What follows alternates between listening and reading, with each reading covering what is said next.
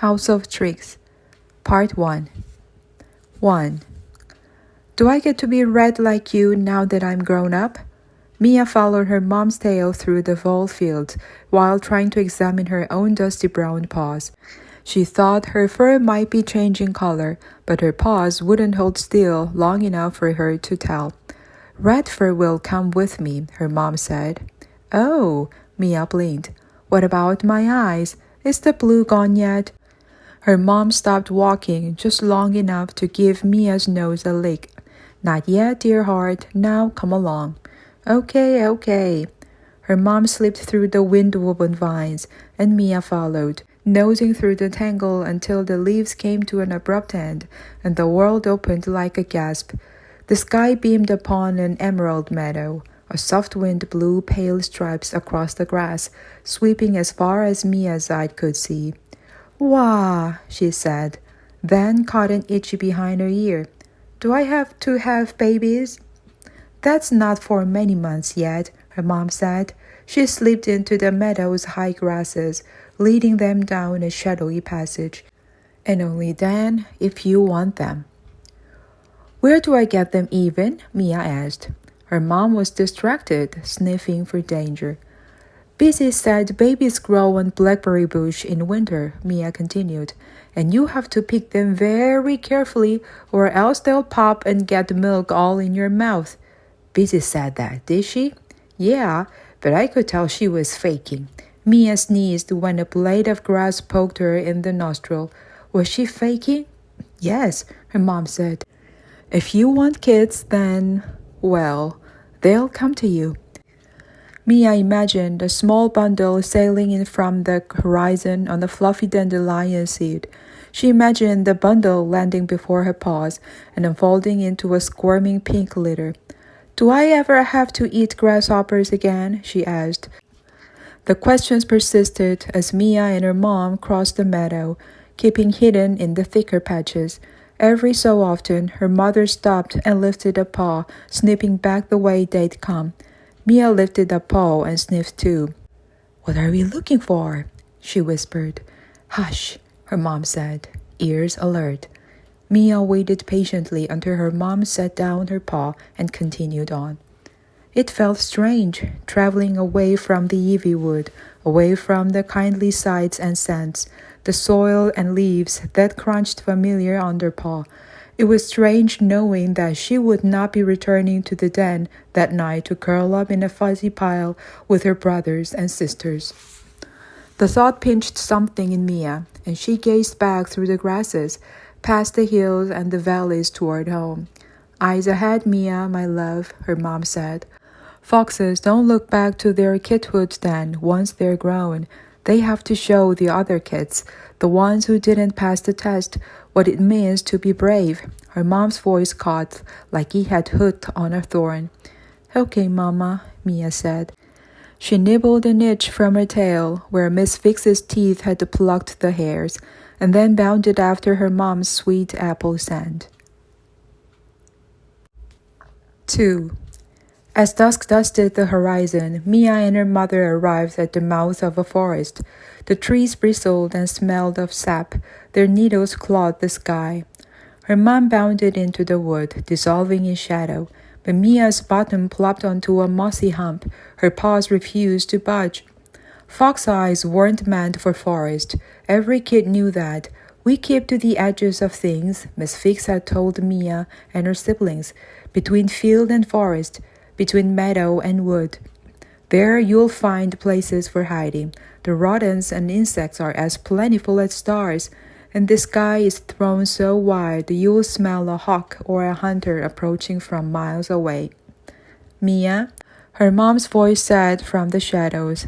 Mia whimpered, then bit her tongue, remembering she was grown up now.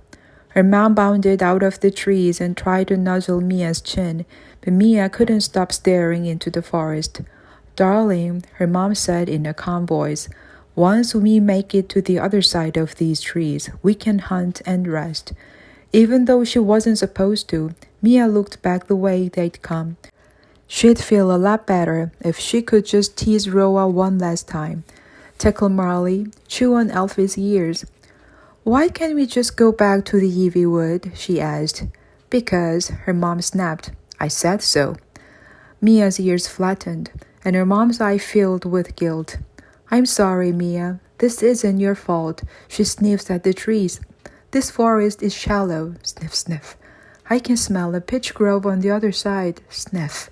Oh, and it has been a centipede infestation. Mia's belly gurgled.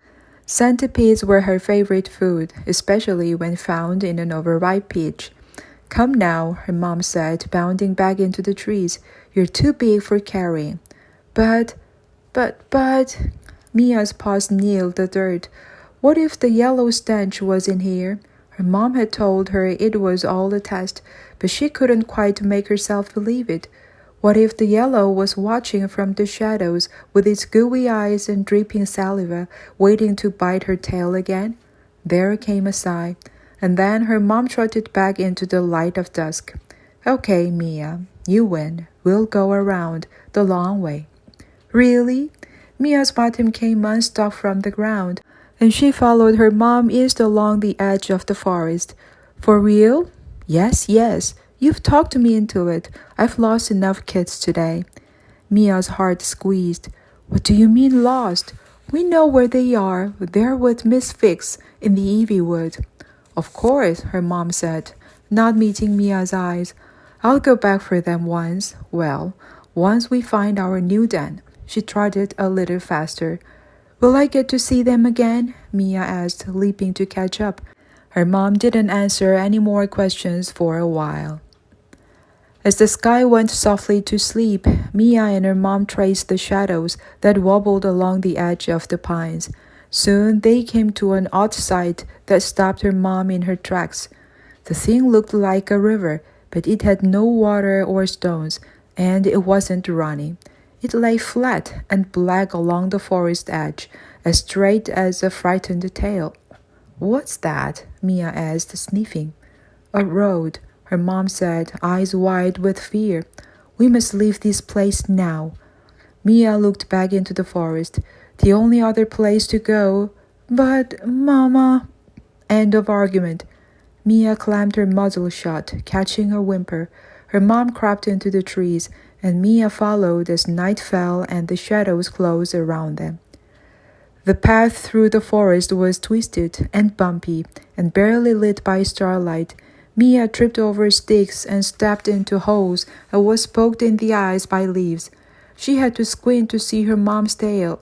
She desperately wanted to latch her muzzle onto it, but she fought the urge. She wasn't a kid anymore.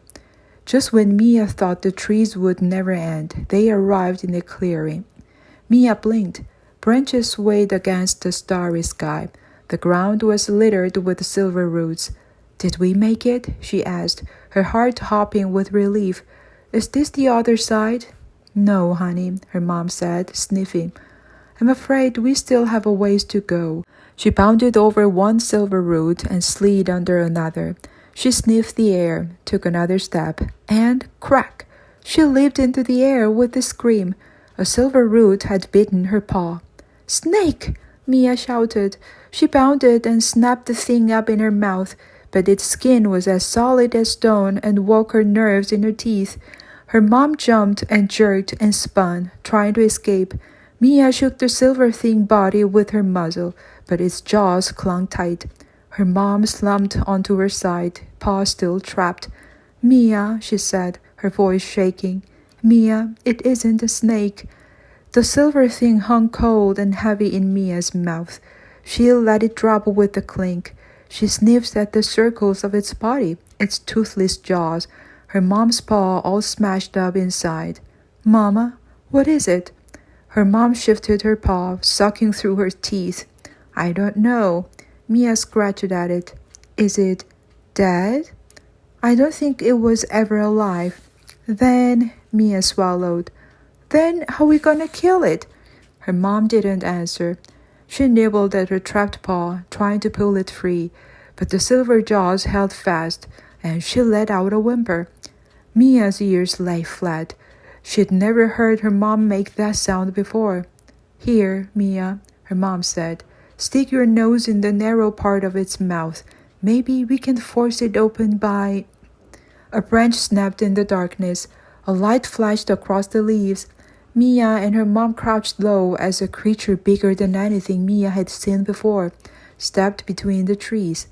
What tricks away with triggers, huh? The voice was high and twisted and squirmed into Mia's ears. Mia's mom limped beneath a nearby bush, dragging the silver root with her. Mia slipped in after her, then sniffed toward the creature. It smelled of nothing. Mama, she whispered. What is it? Quiet, her mom said, breathless. Heavy steps crunched through the underbrush. The creature stopped 20 tails away. Its light slid across the leaves until it landed on the bush that held her and her mom. Ah, the voice screeched. Iko Foxe, but an awesome slice of rose. The light shined so bright, Mia feared she'd never see darkness again. 3. The air pulsed with Mia's heartbeat as the creature clumped toward her and her mom. It was as tall as a sapling and seemed to be having trouble getting through the dense forest. Fickle sticks, it screeched. Naxy branches! Mama, Mia whispered. Quiet. Can that fit in here? Hush, Mia. She led her to another nearby bush, dragging the silver root, just before the creature broke through the branches and swept its light around the clearing. Feared Jowglow, it whined. Come mouth! Come mouth! Mia, you must run, her mom whispered. Go now, hide among the trees. Mom, no, Once everything's quiet, you must continue to the far side of the forest and find a den. Sniff for sandy loam, a sipping crack, and an entrance with good cover, just like we had in the Ivywood, do you understand? Mia's paws were too numb to move. It was her fault they'd come this way. She'd refused to enter the trees when her mom first asked, forcing them to travel where the silver roots beat down and never let go. Through the forest? Alone? I can't, Mama. You have to come with me. Her mom shifted a paw, making the silver root clink. I can't come with you, Mia. But you said you'd be there every step of the way. You'd lie to me. I'm sorry, Mia. I never meant to lie. Her mom's golden eyes searched Mia's blue swirl ones in the flashes of approaching light. But you have to go. You're the only kid left. What do you mean the only? Mia asked. The creature tromped closer, burbling. It was 10 tails away now. Mia, her mother said in a calmer voice now, listen to me carefully. Sometimes there are fires in the fields. Many animals will inhale the smoke. Many will die. The words made Mia tremble. Why are you telling me this? Hush and listen. From the ashes, the wood and the grasses will grow back lusher, greener than before. They'll be populated with more things to eat. So while some animals may have died, later generations will live better for it. Do you understand? Mia couldn't keep her jaw from shaking. Mama. Her mom licked her cheek. Tell me you understand. The thing crunched closer. We've set a small toy side here. I understand, Mia said. Good. Tears streamed down her mom's cheeks. Now run. Run as fast as your paws can carry you. Mia bounded out of the bush. But then she felt a tug on her heartstrings. She nuzzled under a large leaf and peeked out from under it. If she left, then the creature who smelled of nothing would get her mom. Mia couldn't let that happen. She couldn't leave someone in her family behind again. The thing stomped into the clearing. Why not? Trigger's here!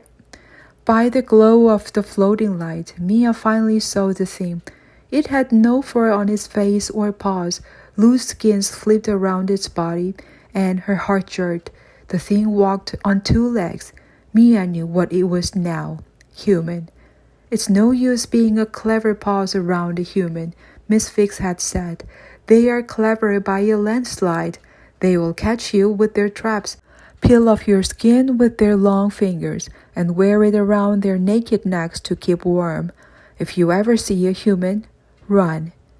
The human shined its light, following the silver root straight to the bush that hid Mia's mom. A growl awoke in Mia's throat as the human's hairless paws parted the leaves, unveiling her mom's red fur. Her mother snarled and yipped, jerking back, trying to get as far away from the human as she could. "Water thou light," the human said, rubbing its paws together. No, not paws, hands, with 5 fingers each, every one as deft as a baby snake. The human pulled out 2 hand skins and slid them over its own. It reached into the bush, and Mia's mom lashed, sinking her fangs into the skin covering the human's hand. The human didn't so much as wince, only clucked its tongue. "In fat and pennies!" The growl grew in Mia's throat as the human forced her mom's muzzle to the ground with one hand, using the other to draw a gleaming splinter from the silver root's mouth. Her mom's paw came free, and the human hefted her into the air by the scruff. Mia's growl grew into a howl. "Let go of my mom!" She shot out from under the leaf and attacked the human's foot. The human made a surprise, whoop, and dropped Mia's mother to the ground. Mia didn't stop attacking. The foot skin was as tough as bark, but if she could just bite hard enough, rip hard enough, she was confident she could kill it. "Mia!" her mom shouted. "Let's go, run!" Mia tried to let go of the human's foot, but her fangs caught in something stringy. Before she could untangle them, fingers seized her by the scruff, making her whole body freeze. And then she was being hefted into the air, up, up, up, high as the branches. Mia dangled in front of the human's hideous face. It was made of loose frog belly skin that wiggled and stretched in strange, terrifying ways. "Wei, wei, iko morso." The human breathed strange sounds at her.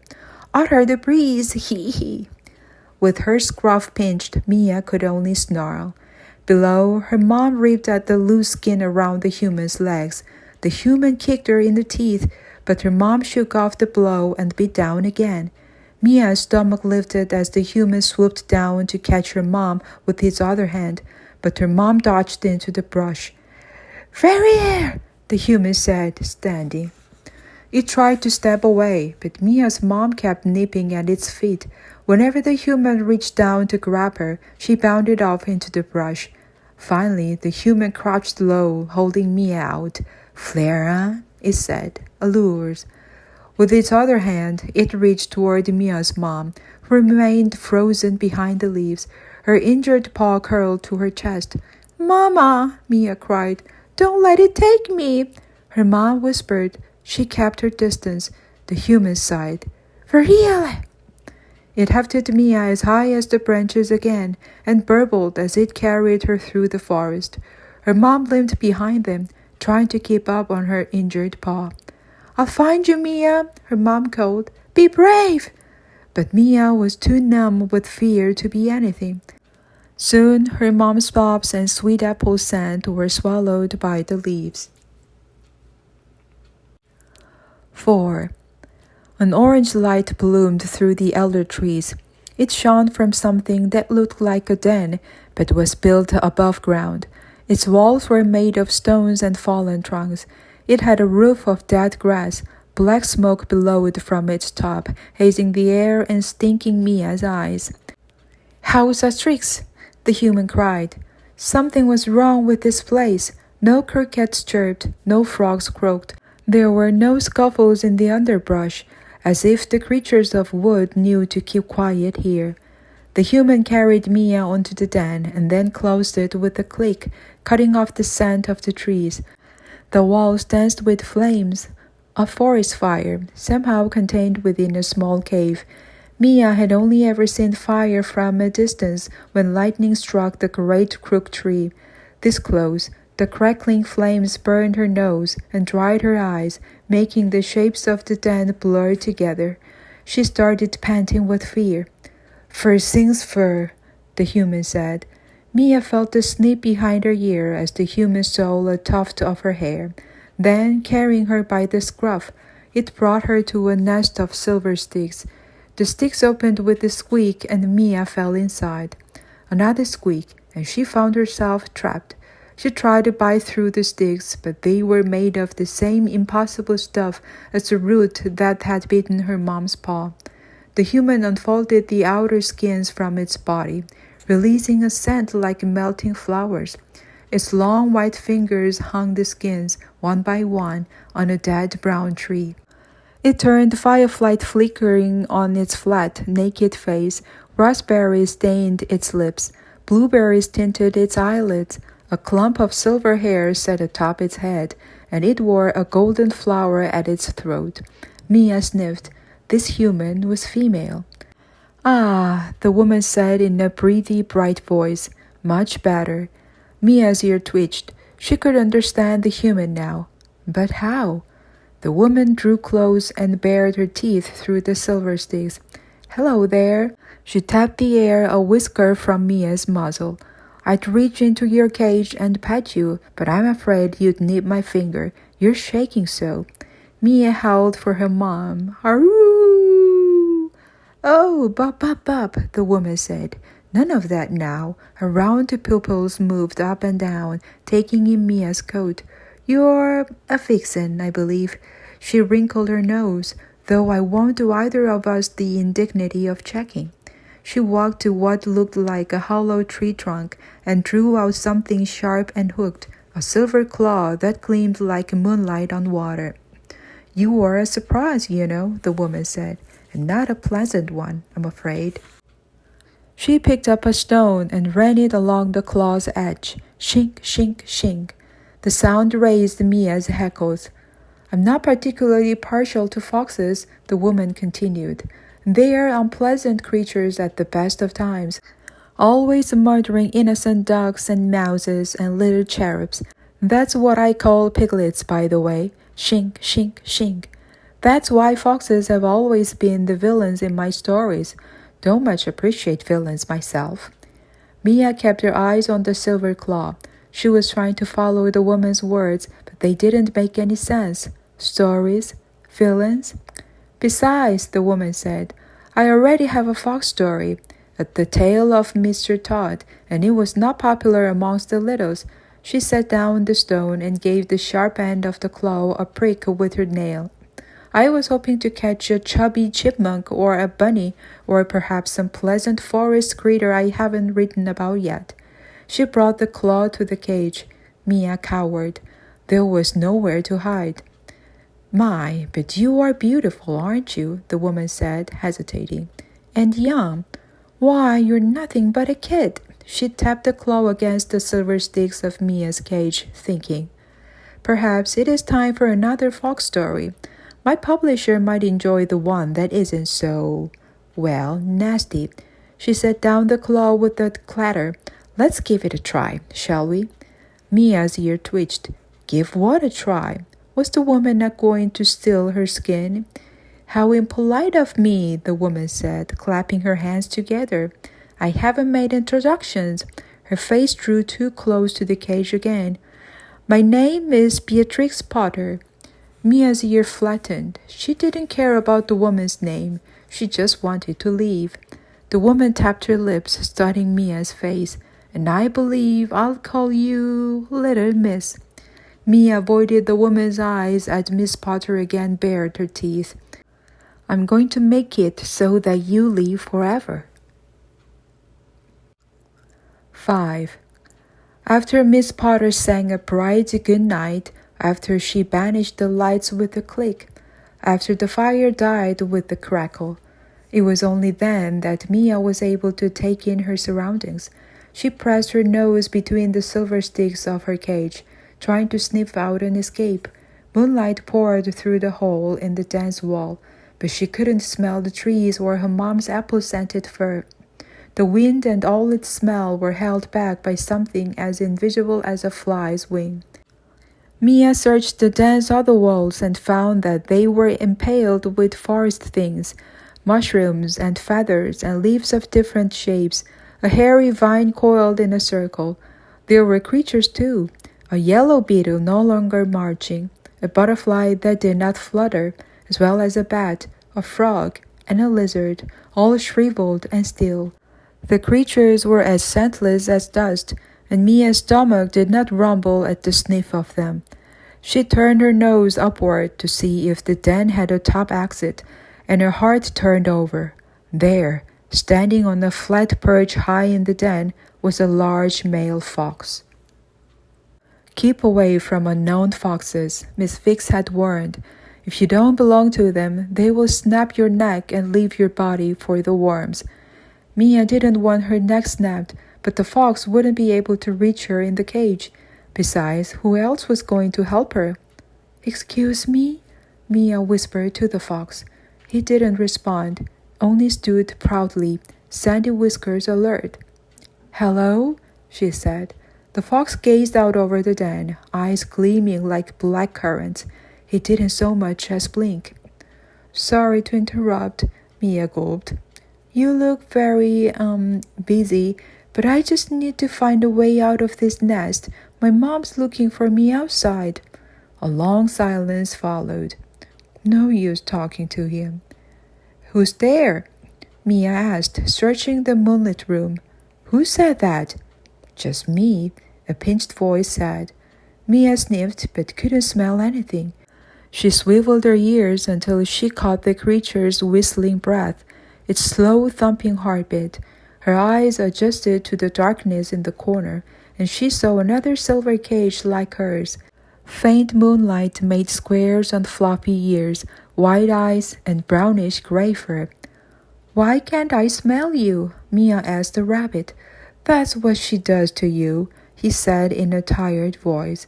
"She keeps us in these cages, feeding us nothing but oatmeal until our fur loses the smell of the forest." "Oh," Mia's heart pounded, flooding her head with more questions. "Why can't I smell the trees? How can I understand the human? Why can't I break these sticks?" The rabbit pointed his nose toward the hole in the den. "That's a window. It cannot be opened. Not by us, anyway. Only way out is through that door, there." Mia sniffed at the entrance where Miss Potter had carried her in. It was blocked by a piece of wood that had shut with a click. "She rarely opens it," the rabbit said, "and she closed it twice as quickly." She sniffed. "As for why we can't understand her, I don't rightly know. It was all gobbledygook and gibberish to my ears until she stole a bit of my fur." He sniffed. "That was before she killed Sarah." Mia gulped. "Who's Sarah?" "My wife," the rabbit said. Something stirred inside Mia, but it was faint. It was difficult for her to feel pity for a rabbit. They died all the time. It was part of their nature. She decided to ask the question she feared the most. "Why won't the fox talk to me?" The rabbit's eyes shined. "Mr. Todd is not in his body anymore." She looked at the fox, sitting perfectly still on the high perch. "What do you mean?" "He's there," the rabbit said, pointing his nose, "in the pages." On the wall above Mia's cage were several white leaves. The pages, as the rabbit had called them, had markings that showed a bit of nature, trees and rivers and skies, all captured in watery hues. The pages held a depth Mia felt she could leap into. She could escape the human den and go bounding down the little stone pathways, through a tunnel of brambles past the field of carrots. And yet the pages were as flat as leaves. "What do you mean the fox is there?" Mia said, staring at the strange little worlds. "Where?" "In the page farthest from you." Mia squinted at the wall facing her. These pages were populated with creatures. A bullfrog, a bunny, a squirrel, as flat as the world that held them, but they weren't behaving like animals. They stood upright on their hind paws and wore extra skins just like the human. A duck wore a blue circle around her shoulders and carried a small nest of apples. A frog wore all white and used a long stick to whip a fish out of a pond. A badger wore gray and red skins and walked with the stick in his forepaw. He had a soft expression, which Mia knew was impossible for a badger. Mia saw the fox with the sandy whiskers, trapped in a page. He wore a green skin around his chest and forelegs, and rested a forepaw on the shoulder of a dim-witted-looking duck. Miss Potter doesn't like animals the way they are, the rabbit said. So she changes them, makes them more like her. She pointed his nose toward the pile of sharpened sticks. She starts by steal your essence with her pencils. Once she used them to draw you into her story, she'll have no more use for your body. He nodded toward the tree trunk at something floppy and white. She'll use that cloth to steal your breath. Then she'll pull off your skin and stuff it full of grass. And finally she'll remove your eyes and replace them with shiny rocks. The fox's gaze glowed darkly above Mia's cage. She looked away. After that, the rabbit said, you'll be trapped in Miss Potter's stories forever. That's what happened to Sarah. She's the nice gentle rabbit now. Mia stared at the fox on the page. He wasn't moving, wasn't breathing. His whiskers didn't twitch. He just stood, frozen, wrapped in skin, unable to take his paw from the head of the dim-witted duck, unable to hunt her. It was the same for the Toad, who would never catch the fish, the dog who would never eat the apples, and Sarah, the nice gentle rabbit, poking her nose out of the greenery, unable to do anything but wait for the husband to join her.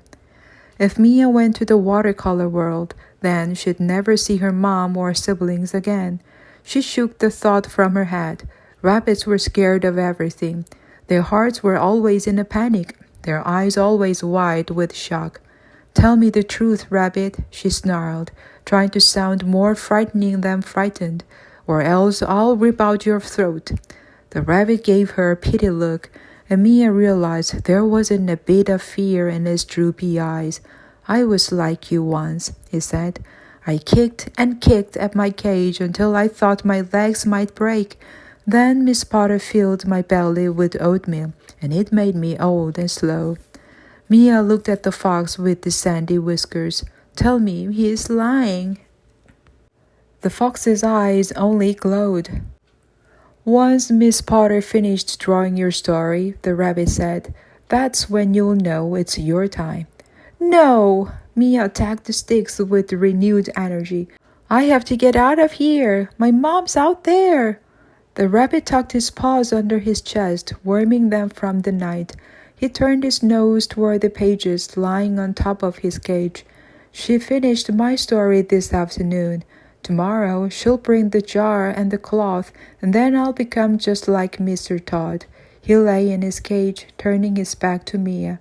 At least I'll be with Sarah again. Mia's breath grew short.